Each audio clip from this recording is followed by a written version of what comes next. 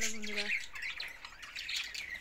কাজের দিন সকাল থেকে কাজ নেই এখনও পর্যন্ত আমার কমপ্লিট হবে।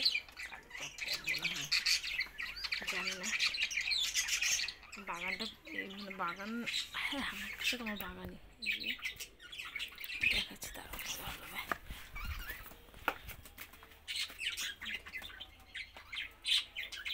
সেদিন পরিষ্কার করে এভাবে সুন্দর করে বেঁধে দিয়েছি। মানে বসে থাকতে খুব ভালো লাগছে। দেখা যায় পুরোপুরি দেখো আমার ছেলে যেখানে বসে আছে, বাবাকে মাঠে নিয়ে যায়নি আজকে, মাঠে নিয়ে যায়নি না, মাঠে যেতে দিচ্ছি না, কারণ আমাদের এখানে আশেপাশে প্রচণ্ড পুকুরে চুপ ডিস্টেম্পার হচ্ছে, পারবো হচ্ছে তো সেই জন্য তো নাকে একটা পালক শুধু ভীষণ ভয় লাগে, ভীষণ ভয় করে। তাই আমি বললাম যে আর বাইরে বের করার দরকার নেই, একটা অভ্যাসে দাঁড়িয়ে যাচ্ছে। অভ্যাসটা ভালো, কিন্তু এখন যেহেতু রোগ হচ্ছে প্রচণ্ড পরিমাণে, ওই জন্য বার করছি না, বলা যায় না কিছু হলে একদম আত্মারাম খাঁচা হয়ে যাবে, উঠবো আবার আমরা। দেখি মা, দেখি তোমার নাকুটে একটা পালক এসছে পারে, হ্যাঁ এই যে এসছিল তো, এই দেখো বুটু, ওই গাছগুলোতে জল দিতে হবে তো, জল দেবো না ভাবলাম একবার খোল সারটাই দিয়ে দেবো, বুঝলে বুঝলো।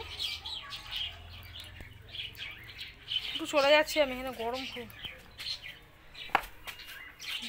পোকা পোকাগুলো না ভীষণ জ্বালা, এই সাদা সাদা পোকাগুলো। চলে যাচ্ছি কিন্তু, পালিয়ে গেলাম, তোকে রেখে দিয়ে আমি চলে এলাম। ও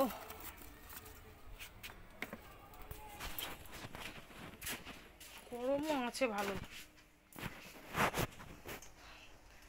দাদুর খবর কালকে নিয়েছিলাম, দাদু হসপিটালে তো ভর্তি আছে, ও স্যালাইন চলছে। আজকে ওই দিদি যাবে, এখন অনেক কিছু প্রসেসিং আছে। বললো রাত্রিরে খবর দেবে কেমন আছে না আছে, বা কী ইমপ্রুভমেন্ট হচ্ছে কি হচ্ছে না। প্রথম দিন তো খুব চিন্তায় ছিলাম ওকে নিয়ে, এখন আস্তে আস্তে ঠিক হয়ে গেছি। প্রার্থনা করছি সুস্থ হয়ে ফিরে আসুক, মানে নেগেটিভ কোনো কিছু যাতে না হয়, কারণ ওর জীবনের লড়াইটা কিছুটা হলে ওর পাশে আমি থেকেছি, আর ও যেটা হয়তো বুঝতে পারবে না, মানুষজনের সাথে লড়াই করা কত কী যে হয় এখন এই কুকুরদের নিয়ে ধারণার বাইরে। আমি এইসবের মধ্যে যবে থেকে ঢুকেছি তবে থেকে বুঝতে পারছি যে এগুলোর মধ্যে কত কী হয়। তাই চাই যে যেখানে ও গেছে সেখান থেকে সুস্থ হয়ে ফিরে আসুক, সেটা একটা বড় চ্যালেঞ্জ, ও সুস্থ হয়ে ফিরে আসাটা। সব খারাপের শেষেও ভালো থাকে ঠিকই। আর আমি মন প্রাণ দিয়ে চাইছিলাম, এখান থেকে যখন কিছু হচ্ছিল না, আমি কোনো রকম সাহায্য পাচ্ছিলাম না, আমি ভিডিও পোস্ট করেছিলাম যে কেউ হেল্প করে, সেদিক দিয়ে কোনো অ্যান্সার পাইনি, কিন্তু ভগবান ঠিক একজনকে একজনকে পাঠিয়েই দেয়। মানে মন যদি পরিষ্কার হয়, আমি মানে এটা বিশ্বাস করি, আর সেটার ফল আবারও পেলাম। আমি অনেক মানে এগুলো আমি খুব মানি, যে মন পরিষ্কার হলে সেটা ভগবান তাকে কখনো নিরাশ করে না। ঠিক আছে দাদু, তোমরা প্রার্থনা করো দাদু যাতে সুস্থ হয়ে ফিরে আসে এখানে, একটু সুস্থতায় দেখতে চাই, আর আমিও পুরো বাবা একদিন যাবো ওখানে দেখতে। এই বসন্তর সময়টা এলে না মনটা ভালো লাগে না, মনে হয় কোথাও ঘুরে আসি বেরিয়ে আসি। বিগত 4 বছর আমি কোনো জায়গায় কারোর বাড়িতে যাই না, কোথাও যাই না। 4 বছর আমি এই বাড়িটাতে, এই ঘরে আর এই আশেপাশের দোকানে যেগুলো যাই, এই একটু কেনাকাটা করতে করতে এটাই যাই। 4 বছর আজকে আমি এই বাড়িতে কারোর বাড়ি আমি যাই না। অনেকগুলো কারণ আছে, কিছুটা ব্যক্তিগত, কিছুটা হচ্ছে পুটুর জন্য, কিছুটা হচ্ছে রাস্তার কুকুরগুলো খাওয়ার জন্য, সব মিলিয়ে মাসে যাওয়া হয় না। হয় যাবো কিনা তাও ঠিক নেই, কারণ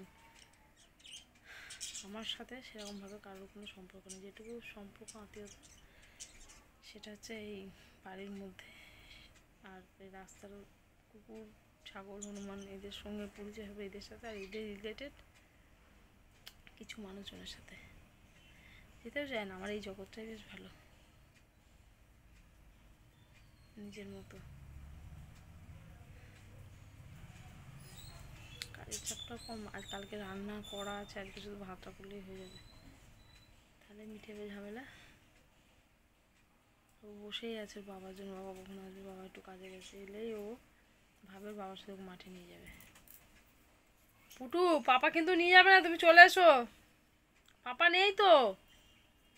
কই সোনা, কই আসছে সোনা, কই সোনা, পাপা কই, ওই যে দাঁড়িয়ে আছে পাপা, কই আমি দেখতে পাচ্ছি না পুটুকে, তাড়াতাড়ি এসো।